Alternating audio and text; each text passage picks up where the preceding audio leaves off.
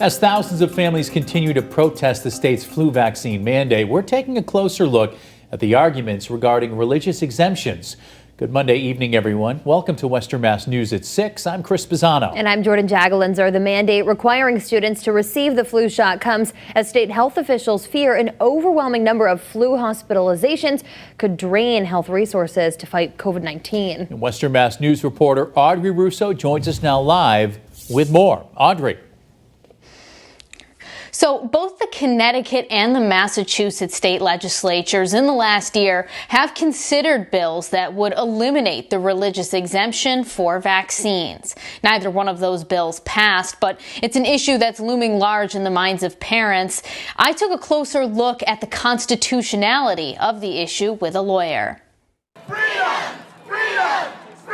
Hundreds of protesters rallying this weekend against the Massachusetts flu shot mandate, requiring all children 6 months and older get vaccinated if they attend daycare, school, or college in the state. With other required vaccines in Massachusetts, the law states religious exemptions are allowed, quote, in the absence of an emergency or epidemic of disease declared by the Department of Public Health. With respect to the flu shot mandate in the COVID-19 pandemic, Senator Eric Lesser says religious exemptions will be granted. Lesser says because enforcement is on the local level, families seeking a religious exemption will have to make their case to their local school and health department.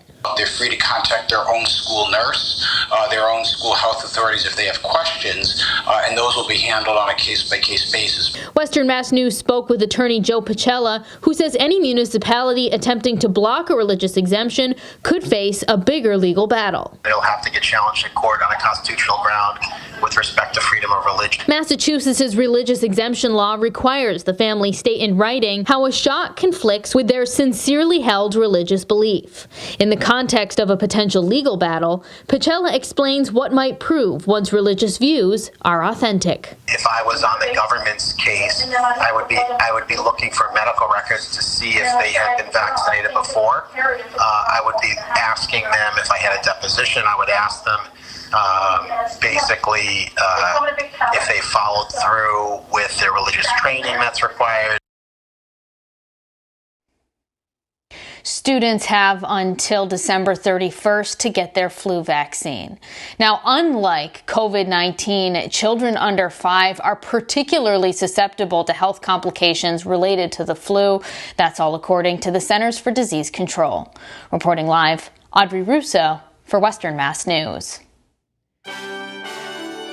All eyes are on the Massachusetts primary election tomorrow. Voters will head to the ballot box to decide who will likely be the next U.S. Senator for Massachusetts. Now, Western Mass News reporter Sarah Gurnelli caught up with the Democratic candidates, Representative Joe Kennedy III and Senator Ed Markey. She joins us live in Springfield with more on their push for the election. Sarah?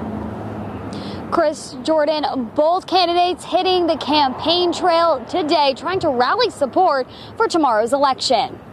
With just a day ahead of Tuesday's primary election, Democratic Congressman Joe Kennedy III making a stop in Western Mass, looking for voter support as he runs against incumbent Senator Ed Markey for a seat in the U.S. Senate. I think Western Massachusetts has so much to offer our Commonwealth and our country, but I think you need a little bit of assistance and a bit of a push from the federal government, and that only happens when you've got folks that are here. Congressman Kennedy says if he's elected, he will focus on education, racial justice, and much more. Working in tandem with local officials to make sure that the investment comes our way, to make sure that structural inequities like healthcare funding comes, that there's investments in transportation and infrastructure like East-West Rail.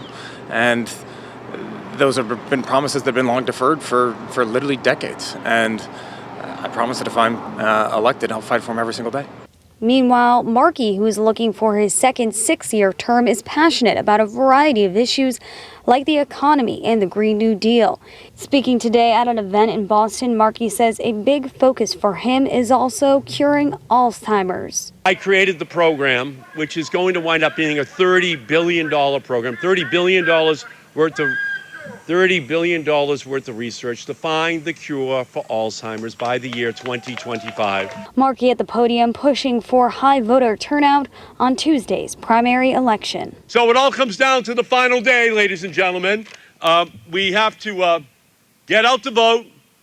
We have to do everything we can between now and 8 o'clock tomorrow night to ensure that our message is delivered.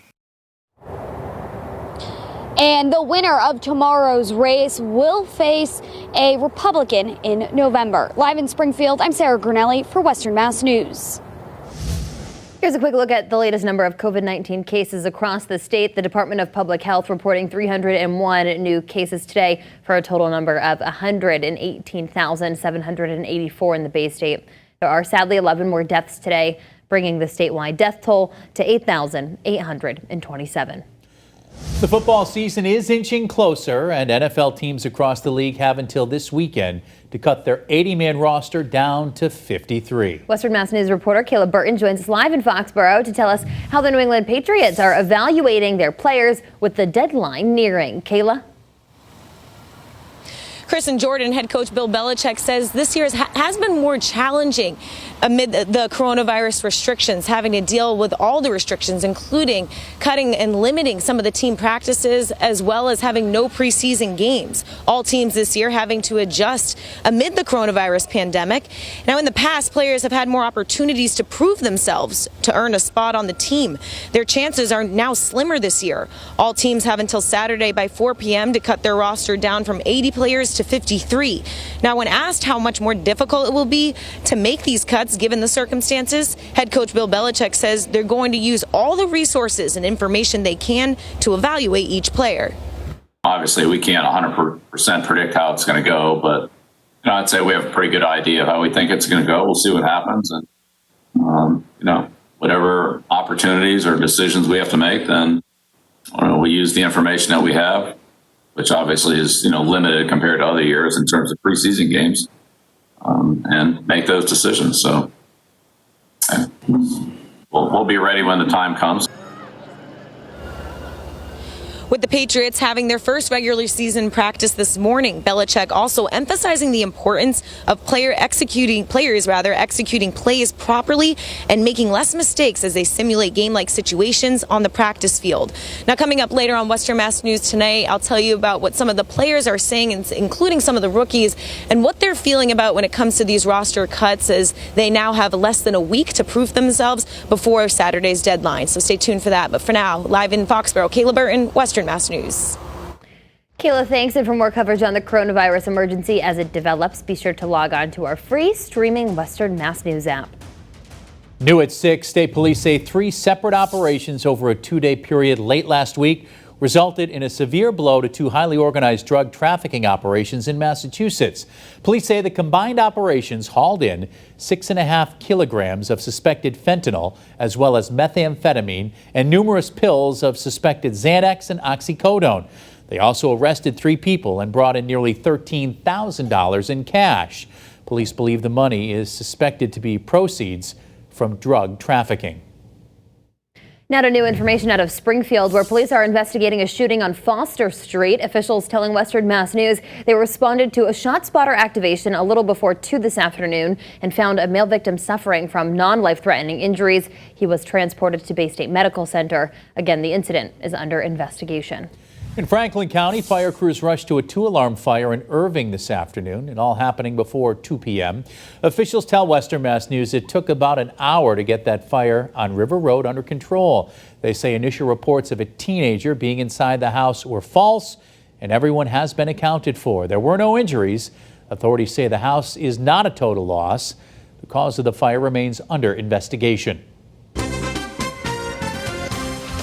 We do have a pleasant evening on tap after a chilly morning. We started off around 44 degrees, ended up reaching a high of around 76 this afternoon. In fact, temperatures have dropped just a little bit. We're down to about 75. We are seeing some blue sky, but also some of these high and mid-level clouds that have been around most of the day.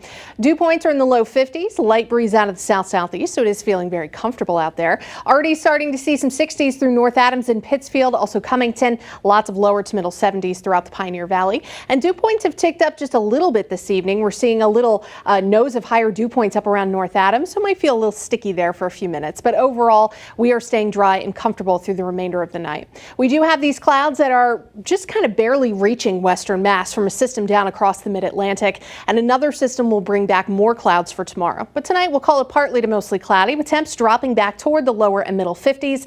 Not as chilly as early this morning. And then you might be able to see that full moon. It's technically full tomorrow, but it'll look nearly full tonight and tomorrow night. Partly to mostly cloudy skies both nights, so make sure you have those cameras ready to go. We would love to see those pictures. Tomorrow's day planner, it looks like we will stay dry with, again, partly to mostly cloudy skies, similar to today. And temperatures look to climb back into the middle and upper 70s throughout the afternoon. Now by Wednesday and Thursday, humidity and temperatures both on the rise with a chance for wet weather.